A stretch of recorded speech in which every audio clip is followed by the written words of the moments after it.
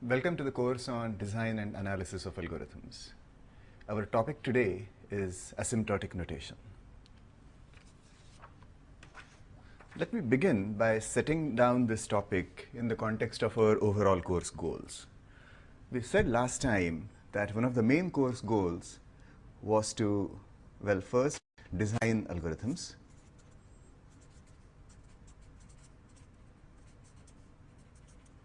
and then we want to analyze their time,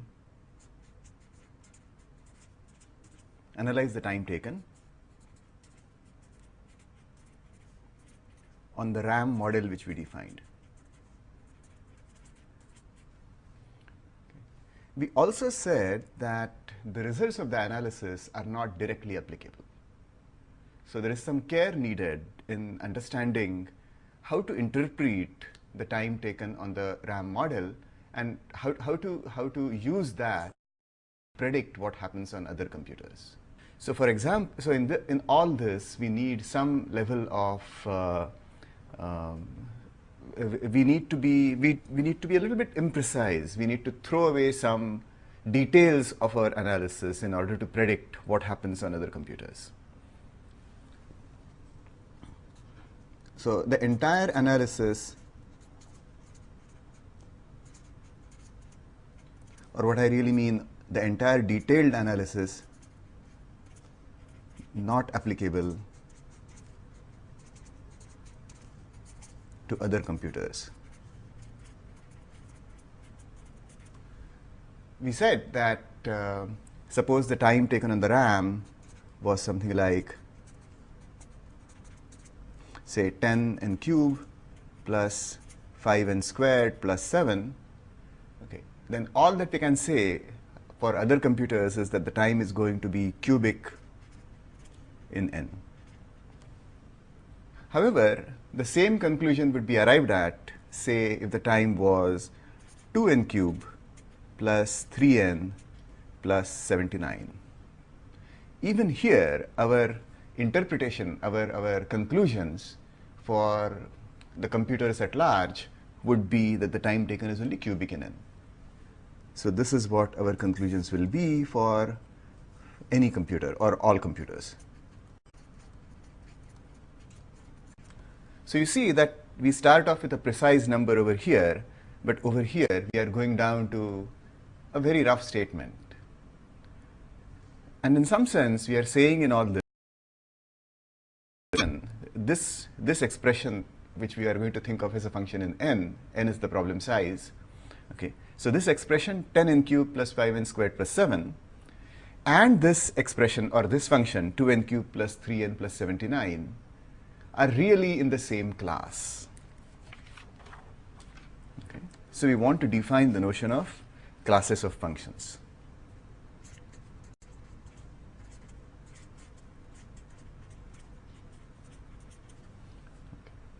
So the idea is that we want to put functions in the same class and really think about the entire class. So our conclusion will be that instead of saying that the time taken is 10n cubed plus 5n squared plus 7, we really want to say something like cubic, but we want to be a lot more systematic and formal about it. So that's really the goal of today's lecture. So we would like to develop a notation which allows us to talk nicely about classes of functions. So asymptotic notation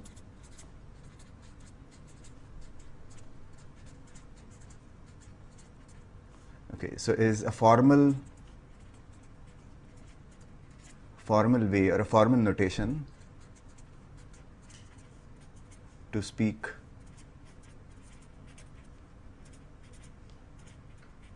about functions and classify them.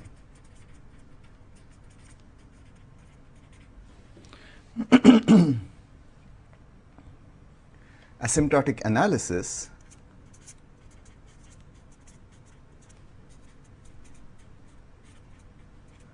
refers to the question of classifying functions.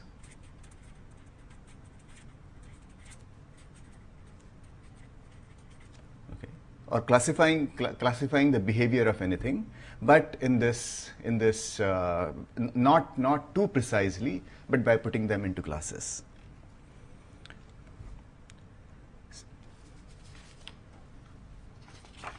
So let me start out by writing down what do we need from the classes that we are going to define. So we want really two kinds of features. Okay. So one, we would like to put functions such as, say, 10n cube plus 5n squared plus 17 and 2n cube plus 3n plus 79 should belong to the same class.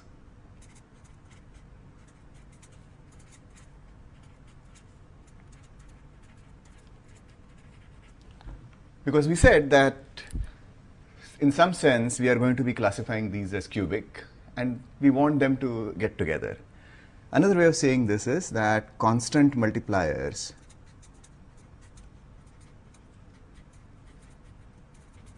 should be ignored.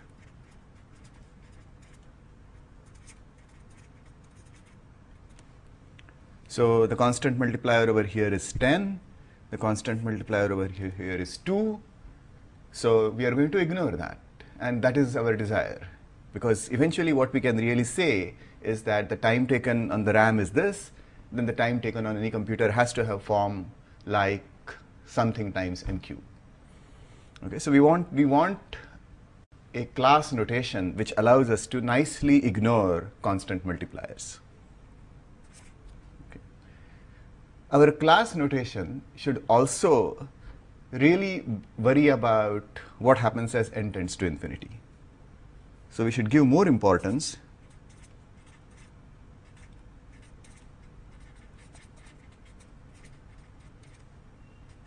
to behavior as n tends to infinity. Okay. So this also is seen in this example itself. As n tends to infinity, really the 5n squared plus 17 and this 3n plus 79, these two parts of these functions will go out, and therefore we will really be worrying about 10n cube versus 2n cube. And then our first property or first feature which we said we want in our class definition will take over, and it will say that really 10n cube and 2n cube are really the same thing. So that's the spirit. Okay. So we want a notation, a class notation, which will allow us to conclude that, say, functions of this kind are really similar or are in the same class. So let me give an outline of today's lecture. Okay, so we are going to define three main kinds of notation today. So one is the theta notation, one is the O notation. Okay, this is the capital or the big O. Okay. And then there is the omega notation. And these will define function classes, and they will do exactly what we said we want. And we'll have lots of examples throughout, but at the end we'll also have a series of examples.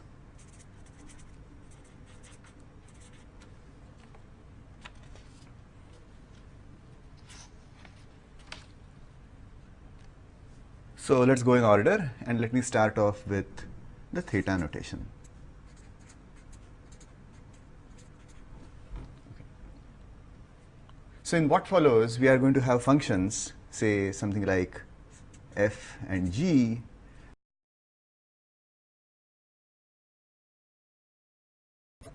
say non-negative, which will take non-negative values.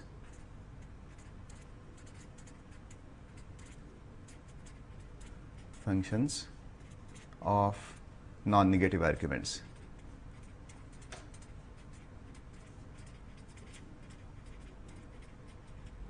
Okay, this is natural in the sense that we are going to be talking about time, or maybe sometimes the memory, or any kind of resource.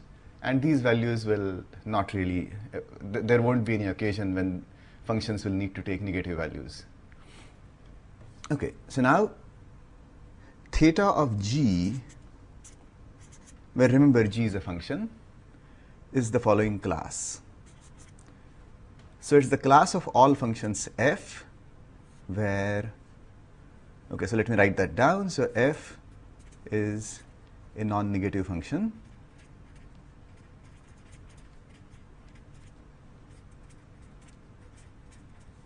such that there exist constants c1, c2 and n naught such that c1 times g of n is less than or equal to f of n less than or equal to c2 times g of n. Okay? And this is true not necessarily for all values of n, but certainly for n greater than or equal to n naught.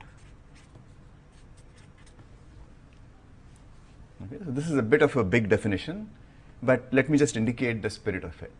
Okay. So let's go back to the properties that we wanted. So we said that whatever class structure we define should give importance to behavior as n tends to infinity. Okay, so this is the part of the behavior, this is the part of that requirement. We are saying that we are only really bothered about what happens as n is bigger than some n naught. Okay, so we are not worried about smaller values of n. Then we said that we should really not be worrying so much about constant multipliers. Okay. So this is also what is going on over here. So it says that we want f of n to be sandwiched between c1 times g of n and c2 times g of n. Okay, so let me draw a picture here. So if this is where I plot the function values and this is n. Okay, then c1 times g of n will look something like this. Say in general, it's going to be something like this is c1 times g of n. Okay, this is going to be c2 times g of n, and let's say this is n naught. Then our claim, our requirement is that if f occupies this region entirely and does not go beyond this region, go outside this region, okay, this is the region for f, okay, somewhere inside, anywhere inside. Okay, so then it is sandwiched between c1 times g of n and c2 times g of n. Then we will put f in the class theta times g.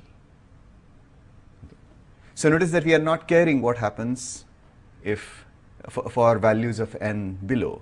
Over here, f could go outside this. That's okay. We are not worried about that.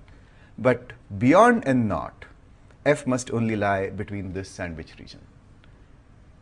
So essentially, we are saying that we don't worry about what that constant factor is.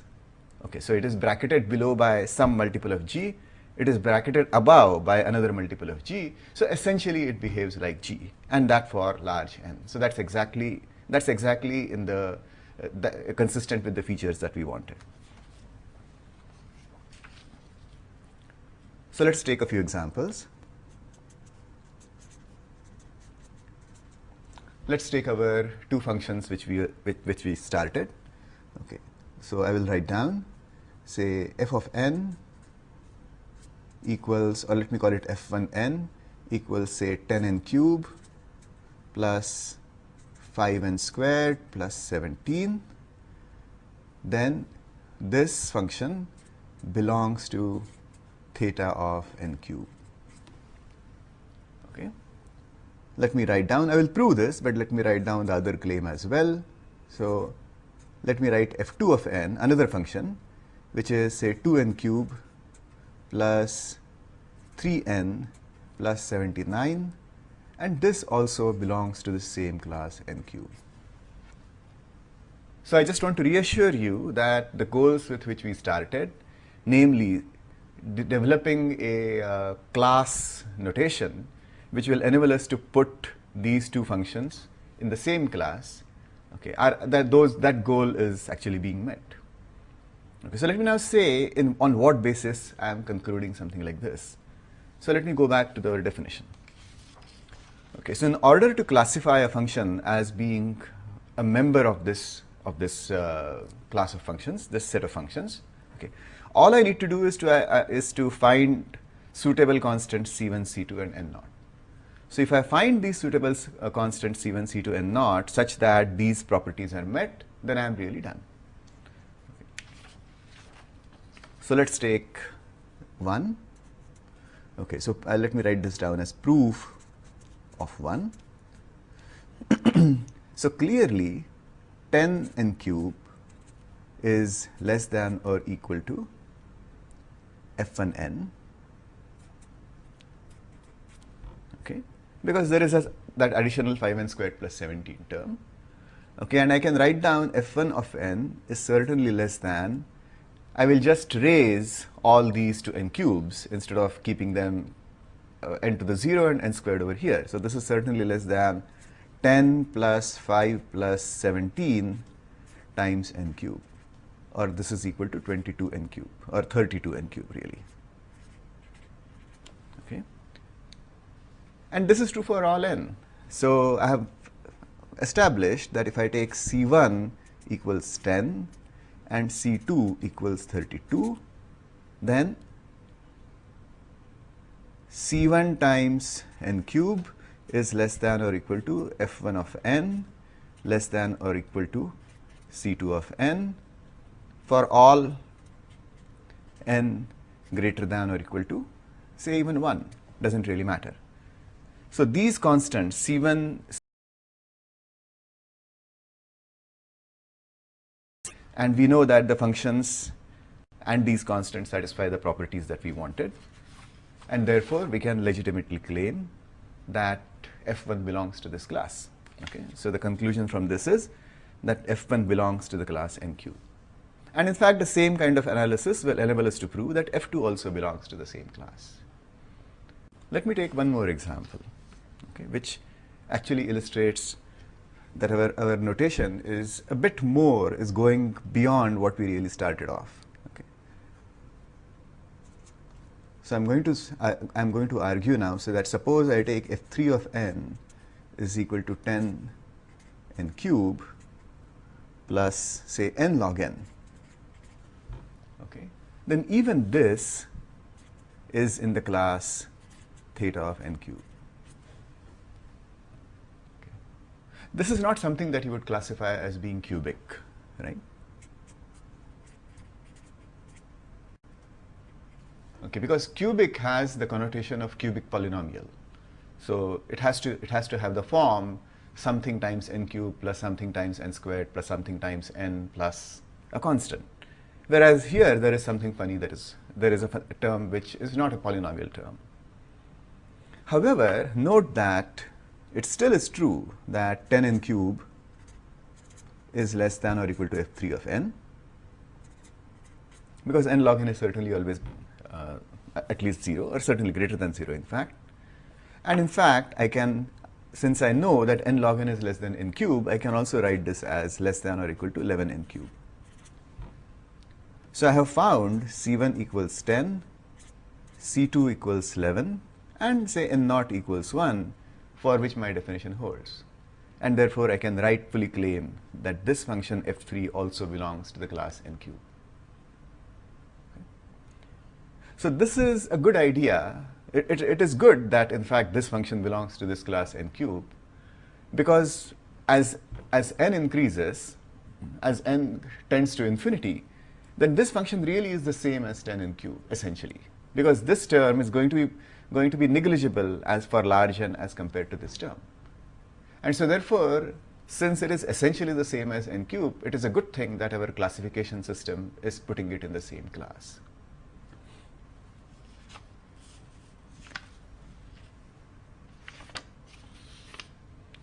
Let me write down a few more examples. Okay. Actually, before that, let us come back to this definition itself. Okay. So theta of g is a set of functions, or a class of functions, and we are going to think of g as being sort of a representative, or g as being sort of a prototypical function. Okay. So instead of talking about a very detailed function like, say, 10 n cube plus n log n, okay, or 10 n cube plus 5n squared plus 17, we are roughly going to say that it is n cube if we are ignoring constant factors and as n goes to infinity, and we will instead be saying that it is the class theta of n cube. So think of G also as a representative of all these functions. Okay, so let's take a few more examples.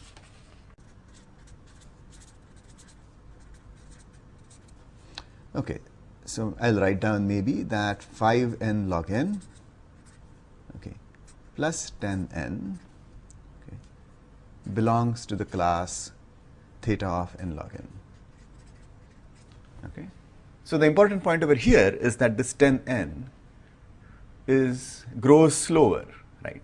So as n becomes large, this term is going to dominate this term, and therefore its behavior should be essentially the same as that of n log n, okay? And therefore it's in the same class. We should really prove this, and I will leave that as an exercise.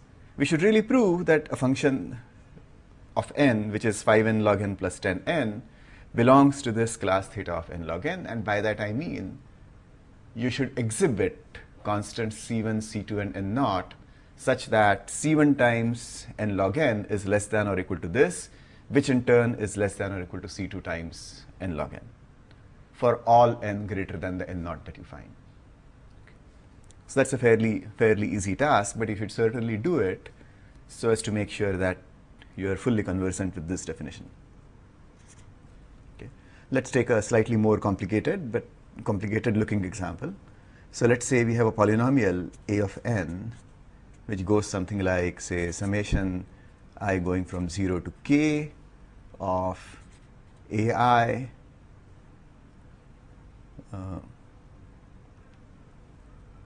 ai n to the power I. Okay, and let's assume that ak is greater than 0. Okay, other terms could be smaller, but ak is bigger than 0. Then I'll claim that this function a of n, okay, in general any polynomial of kth degree, okay, is in the class theta of n to the power k.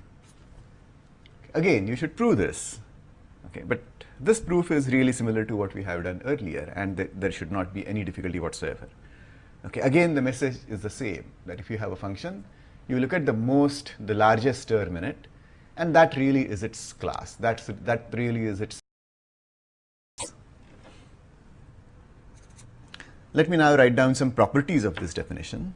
Okay, so suppose we have f belonging to theta of g1 and say h belonging to theta of g2. Then I claim that f plus h belongs to theta of g1 plus g2. Okay. This also you should be able to verify, fairly straightforward. Okay. And furthermore, if say g1 is the same as g2, then f plus h, okay, when I write f plus h, I really mean f of n plus h of n, okay, the function which returns for every n f of n plus h of n, and this function belongs to theta of g. Okay. This is also understandable because if you believe the previous result, okay, so g1 plus g1 equal to g2 equal to g, okay, so g1 plus g2 will be equal to twice g. And the class 2n cube, theta of 2n cube, is really the same as the class theta of n cube. Again, you should be able to verify this. You should verify this. And it's really not surprising because we started off by saying that we really don't want to worry about constant factors. And therefore, it does make sense, or it should make sense, to have theta of n cube be the same as theta of 2n cube. We, however, never ever write theta of 2n cube, and that's because it's much simpler and much nicer to say theta of n cube. So when we write theta of g, we drop off the constant multipliers, if any, that might be present in g.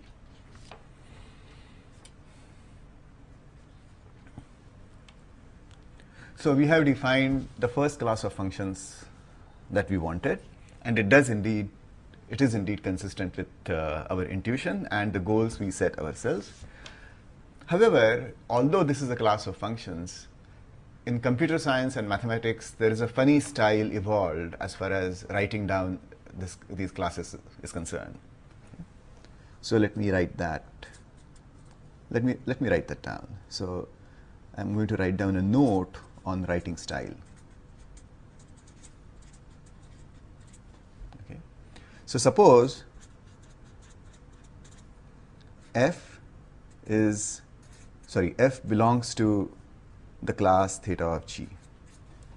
Okay. Now, very often, or most commonly, this is not written in this manner. But the more common writing style is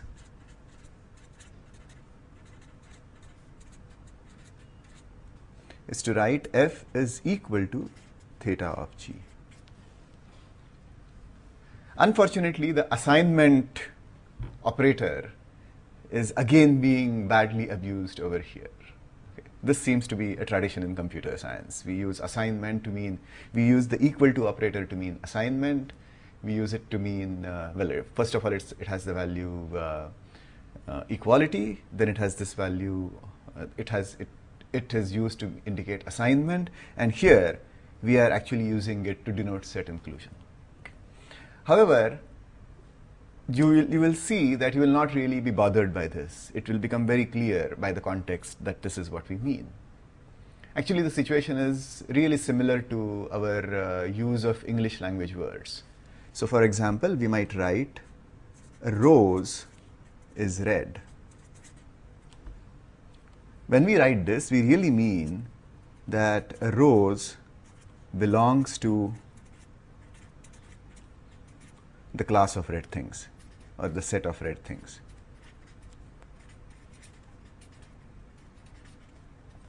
So as you can see, even in the English language, the verb is used to indicate equality. Okay, that's perhaps the more common use, but it's also used to indicate some kind of set inclusion. So anyway, instead of saying f belongs to theta of g, it is very common to say f equals theta of g. We never, however, write theta of g equal to f. This is never written. Okay. Just as it doesn't make sense to say red, well, I guess in poetic English it does make sense to say red is rose, but we never write this in computer science. I will add one more note on writing style. So I have been writing functions as functions by their names directly. So I might write something like f equals theta of g, but from time to time I might also write f of n is equal to theta of g of n, if n is sort of n is clearly understood as an unbound variable, the argument, the possible argument that f can take. Okay. So these two really will think of these as being the same. Okay. This, I might write it in this manner just to emphasize the fact that f is a function. But if it is clear that f is a function, then it might be good to write it in this manner.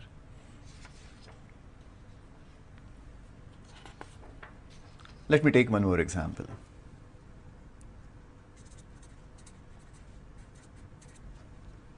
Let me define f5 of n as 2 plus 1 over n. So what class can we put this in? So it turns out that there is actually a nice class into which we can put this. And this class is simply the theta of 1 class. Okay, so here, let's say g of n is always equal to 1. And then we have to argue that, in fact, f5 belongs to theta of g, okay, which is what I have written down over here. Let's just do this. So clearly 2 is less than or equal to 2 plus 1 over n, which is equal to f5 of n. Okay. And in fact, this is less than or equal to, say, 3. Okay. And therefore, we have c1 equals 2, c2 equals 3, and this is true for all n. So we can have n naught equals 1. And we have these three constants satisfying our basic definition of theta. Okay.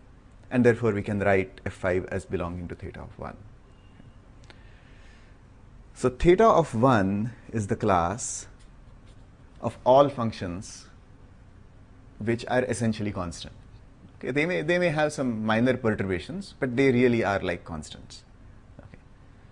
So now we will come to our other two definitions, okay? Our other two classes, and we'll define those. Okay. So the first class is O of G.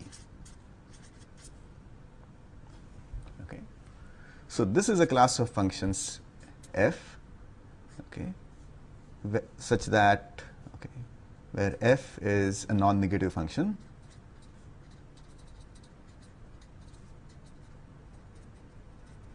and there exists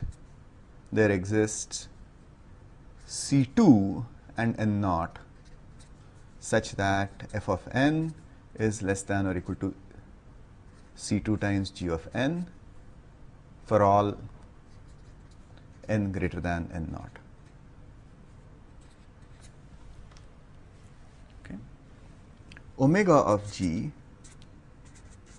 is the same thing as above. So it is f, but so f is non-negative. Okay, but now we are worried about C1 and n naught. Okay, such that f of n is less than, sorry, C1 times g of n is less than or equal to f of n, and we do not have anything on the upper bound for all n greater than n naught. And let me just refresh you what the theta of g definition was. The only difference was that we wanted there to exist C1, C2 and n naught such that C1 times g of n is less than f of n and is less than C2 times g of n.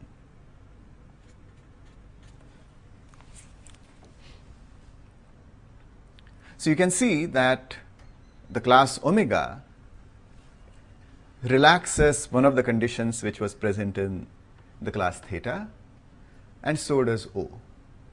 O relaxes the lower bound condition, and omega relaxes the upper bound condition. So in omega, the lower bound condition is present, but we are not saying anything about whether f of n is above, f of n is bounded above by some g. Okay. Most often in algorithm analysis, we find it is reasonably easy to say that the time taken is at most something like this, at most this function. So for example, in the last lecture, we said something like, if we look at this program and we count the number of iterations, then we can certainly argue that there are at most n cube iterations or something like that, and therefore the time taken has to be at most cubic in n. Okay. There, we later on did argue that the time has to be at least cubic, but suppose we just had argued that it was at most cubic. Then we would have used this O notation. So we would have said that the time taken belongs to O of n cube. Okay, so let me write that down. So if we know, say that time taken as a function of n is less than or equal to, say, 15n cube plus 17 plus 7n squared plus 35 or something like that, then we can conclude that T of n belongs to O of n cube. Okay. If in addition we prove that T of n is also greater than, say, 2n cube plus 37, then this would imply, let's go back to our definition. Okay, so let me put it on top. Okay, so let's see. Okay. Okay. So here we are establishing that T of n is bigger than 2n cube plus 37. Okay, or I can write this as, say, 2n cube is less than or equal to T of n, so which is exactly the condition that we wanted over here, and therefore we could argue that T of n belongs to the class omega of n cube. Okay. Over here, okay, in the first case,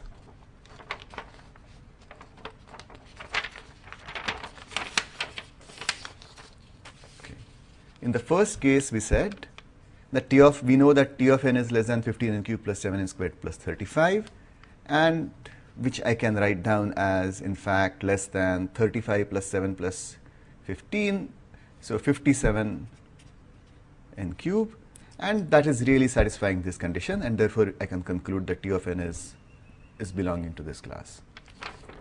But what happens as a result of both of these? Okay. So I have really established that this T of n is bounded below by C1 times G of n, simply this 2n cube, and it is bounded above by C2 times G of n, which is simply this 57n cube. Okay. So as a result, what has happened is that I can conclude from both of these two things that T of n belongs to theta of n cube as well.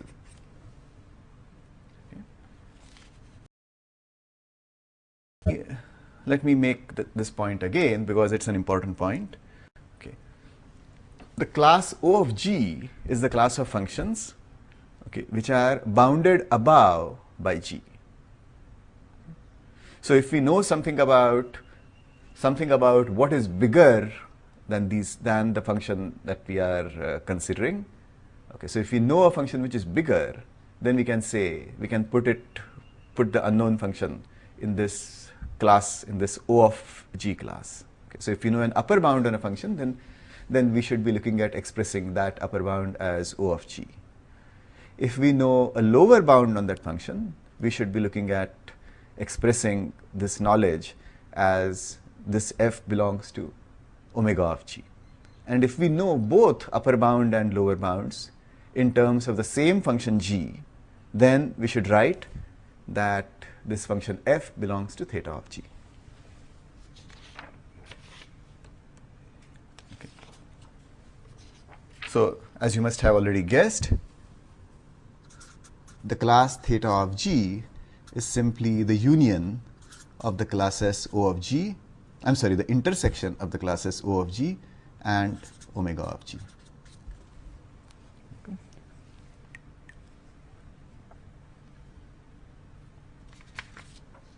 So let's take some examples of O.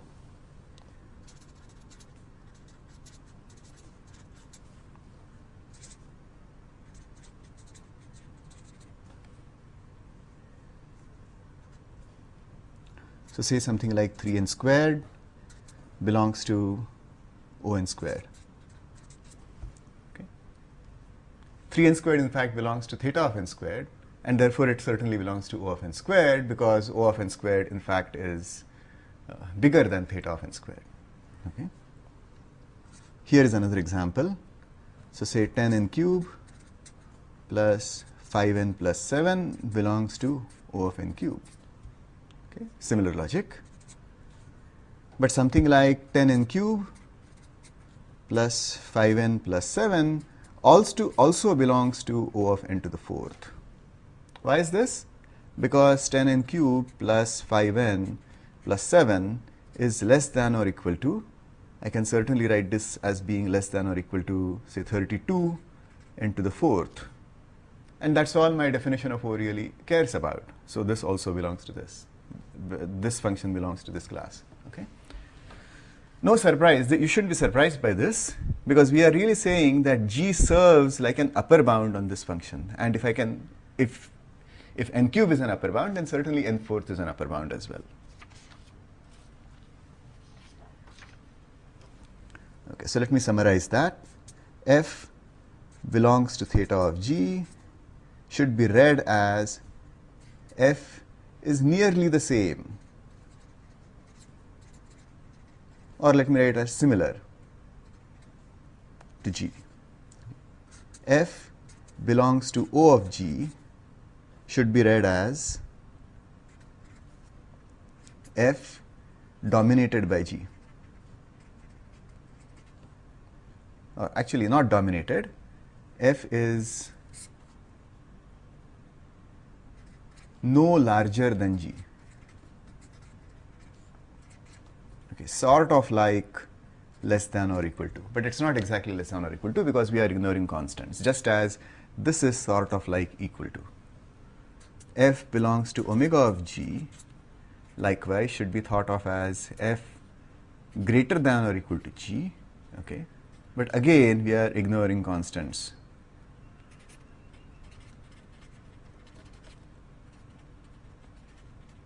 And also lower order terms. Okay. So we now have defined our three main function classes: theta of g, O of g, or also called big O of g, and omega of g. I have defined these classes in the context of the times taken by algorithms. But of course, these are just plain old function classes, and the functions could denote not necessarily the time taken, but any old thing. So for example, let me define a general function, okay, which just is the sum of the first n numbers. So let me say S of n is equal to summation I going from 1 to n of I itself. Well, you do know from, say, some of the mathematics courses that you have done that S of n is nothing but n into n plus 1 upon 2. However, getting to a result like this requires some amount of cleverness. This result is a very precise result. If you prove that S of n is exactly this, it is a very precise result. But sometimes you might say you might not have enough time, or you might not have enough cleverness to get an exact result like this, which is to say that S of n is exactly n into n plus 1 upon 2.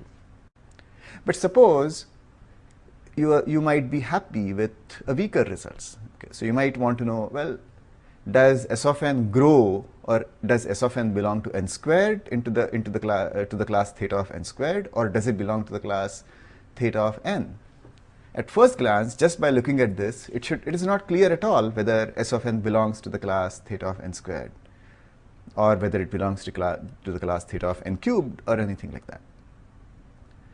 So what I want to stress, or what I want to give an example of right now, is that even without getting to this exact expression, you might be able to determine the class to which a function belongs. And in fact, we are going to prove that S of n belongs to the class theta of n squared without actually calculating S of n precisely. And this is an instructive example, because something like this will happen when we. So S of n is equal to summation I going from 1 to n of I. But note that this I is always going to be at most n, and therefore I can write this as summation I going from 1 to n of n itself. But what is this? This is just n plus n plus n times, because every term in this sum is n, and therefore this is nothing but n squared. So what have we established? We have established that S of n is less than or equal to n squared. But that right away puts S in the class O of n squared. So this implies that S of n belongs to the class O of n squared. Can we argue that S of n belongs to the class omega of n squared? That's what we are going to do next. Okay. So again, we'll observe something very simple. So S of n is summation I going from 1 to n of I. Now I'm going to ignore the first n over 2 terms. Okay, so this certainly is greater than or equal to. If I ignore the first n over 2 terms, this is going to be I going from, say, n over 2 plus 1 to n of I itself. But now note that this I is always going to be at least n over 2, because it starts at n over 2 and goes all the way till n. So therefore, I can write this as summation I going from n over 2 to 2 plus 1 to n of n over 2 itself. Okay, so term by term, this series, this sum is bigger than the corresponding term over here. Okay. But what is this? This is simply n by 2 added to itself n by 2 times. Okay, so and therefore I will write this as equal to n by 2 times n by 2, which is n squared by 4. So I've argued that S of n is bigger than or equal to n squared by 4 and at most n squared. So we have bracketed S of n. Okay. Well, before that, just once we argue that S of n is bigger than n squared by 4, we can conclude that S of n belongs to omega of n squared. Just going back to our definition, we have proved that, okay, let's just do this once. So we need to argue that f of n, which is S of n now, is greater than or equal to n squared by 4. Okay, and the C1 now is 1 by 4, but that's okay. We didn't necessarily say, we didn't say over here that C1 has to be greater than 1 or anything like that. Any real number, any positive real number is fine. There exists, I should write this as, there exists C1 on n naught positive. Okay, all through. All the C1 n naught that I have written should be positive. Okay, that's exactly what we have proved over here. S of n. So we have argued that S of n belongs to n squared as well. And from this and this, what can I conclude? Well, from those two things, I can conclude that S of n must be theta of n squared as well. Okay. So notice that in doing any of this, I did not actually exactly evaluate S of n. In this case, evaluating S of n exactly is possible, but very often it is not.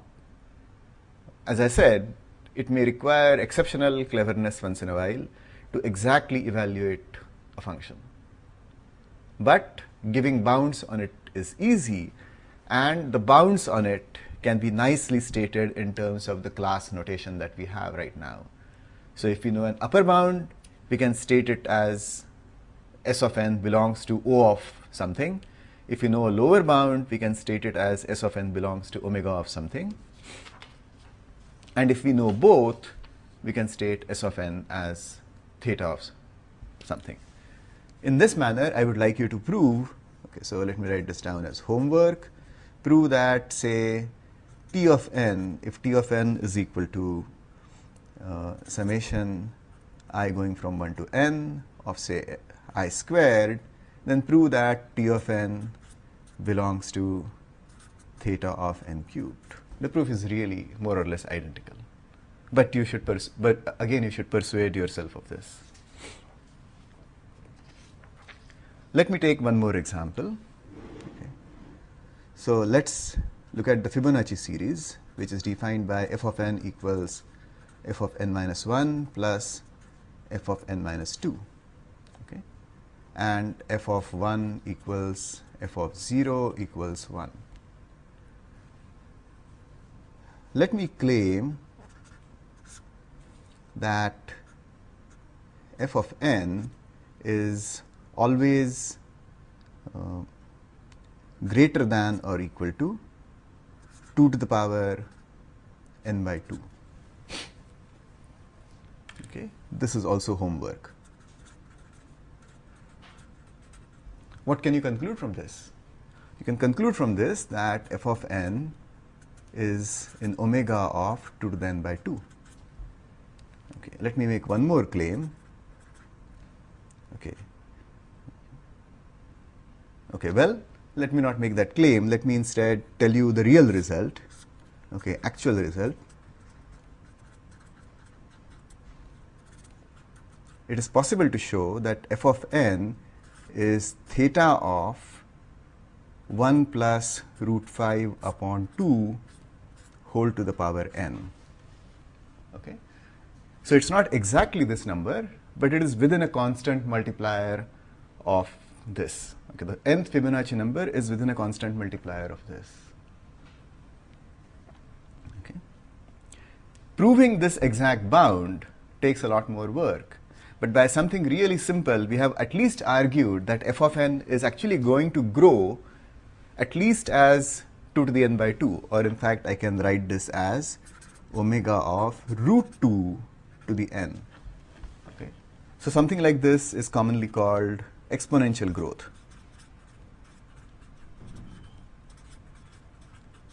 Okay. So by a very easy logic, by very easy reasoning, we can argue that the Fibonacci numbers grow exponentially. Okay. by more complicated reasoning, and by reasoning which essentially involves finding out term, we can get a much tighter results. But the importance right now is that our theta notation and our omega notation allow us to express our knowledge or lack of it in a very compact manner. So let me summarize now.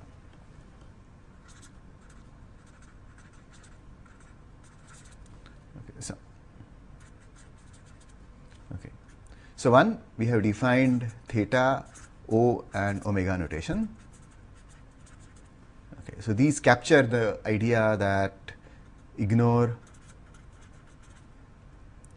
constant multipliers, consider n goes to infinity, which is equivalent to saying that consider leading terms. Okay. So our time estimates of algorithms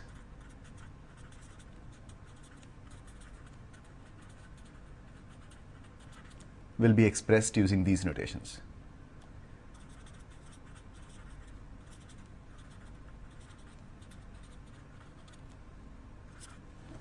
The second thing that I want to mention is that, in fact, this notation is just a general notation on functions, and it can be used for other things as well. And sometimes, it really allows us to express what we know and what we do not know in a very compact manner. So even if we don't know, even if we know a little bit about it, then we can put it in a certain class, and that this partial information that we have can be nicely expressed. Okay, so this is useful for thinking about functions in general. Okay. Thank you.